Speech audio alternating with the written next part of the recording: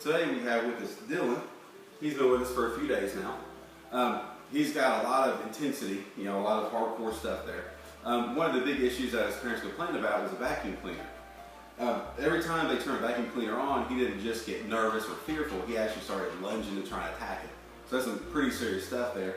Doesn't make for very good housekeeping when they got to get the dog out and then vacuum. So that's definitely something we want to help him with. Before we start with the vacuum, I actually want to discuss the broom. This is a more common issue that a lot of dogs have. It's just the movement of it kind of freaks the dog out a little bit. So the first thing we're going to do to help the dog through this is just tell him what we want. Tell him what we expect him to do instead of lunging and doing all those things. That's what a lot of people kind of forget.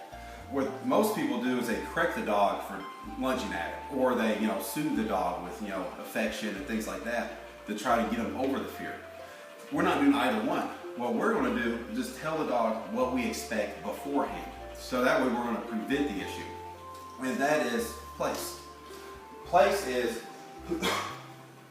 go to a mat, stay there. Pretty simple stuff. We also have a video on YouTube that you can check out to see how to create this form. But the idea is go to a mat, don't leave. I don't care if he lays down, I don't care if he sits, I don't care if he stands. I don't care if he chews on a toy, just don't leave the mat. That's the only rule I really make for him.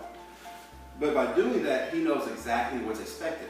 So in a way, I kind of remove the option of lunging after the broom or lunging after the vacuum or running out the front door, things like that, simply by telling him, hey, stay here, don't do anything else right now.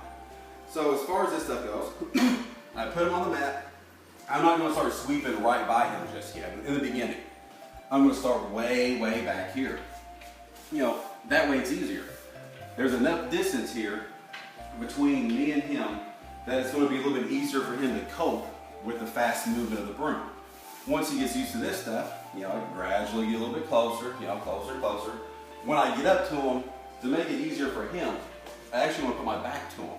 That way I'm not being so confrontational about it. Put, myself in between him and the broom. Sweep away, get a nice clean house here.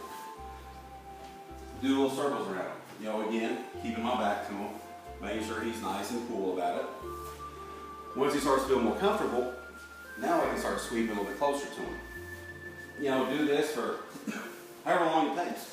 I want to make sure he's pretty comfortable and not scared of this stuff. Now, moving on to go over the vacuum stuff here. With the broom, one of the biggest issues there for the dog is just the speed of, the movement of it. With the vacuum, now it's a combined, effort there, attacking the dog pretty much. Just the movement and the sound. So it's like a double whammy for him. What I'm going to do here, just like the broom, to start it off, make it easy for him, start way back here. I'm not even going to turn it on yet. The whole thing is just gradual, very little baby steps. Get them used to the easy stuff, which is just, moving around, seeing it way back here. And then, I'll turn it on later. Again, same concept as the broom.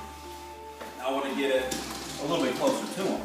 But at this point, I don't want to go right at him like this. That's kind of intimidating.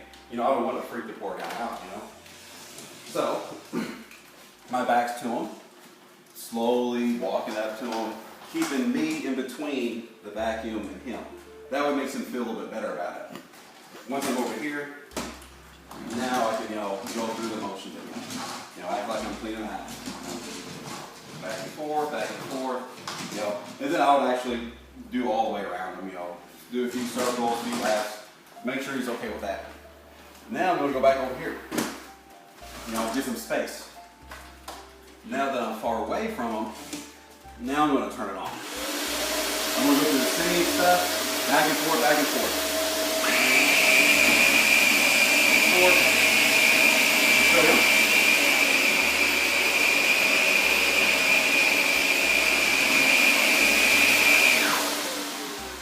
If you notice there, he was practically half asleep. The idea is, this used to mean something a little more serious to him. He used to lunge to try to attack this thing.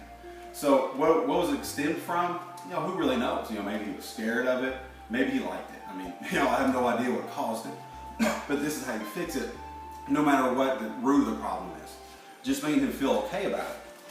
So again, I will turn it on. Slowly get to him. Backing up first, making sure my body between him and the vacuum.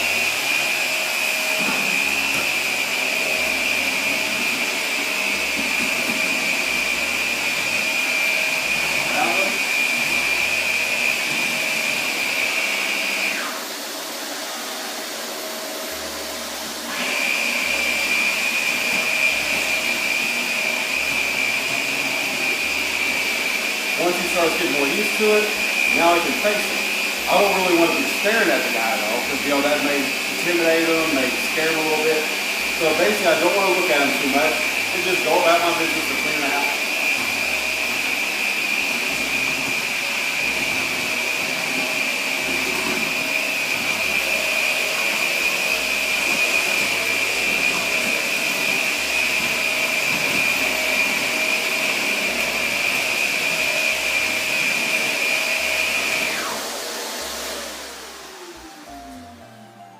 And there you have it. Pretty easy stuff. Well, maybe not easy, but pretty simple anyway. All I'm doing is telling the dog what's expected from him. I don't have to be overly specific as far as don't lunge the vacuum. Don't run away from the vacuum. I'm just telling him what I want. Hey buddy, get on this mat and stay here. And again, check out our YouTube videos and you can learn exactly how I create this one.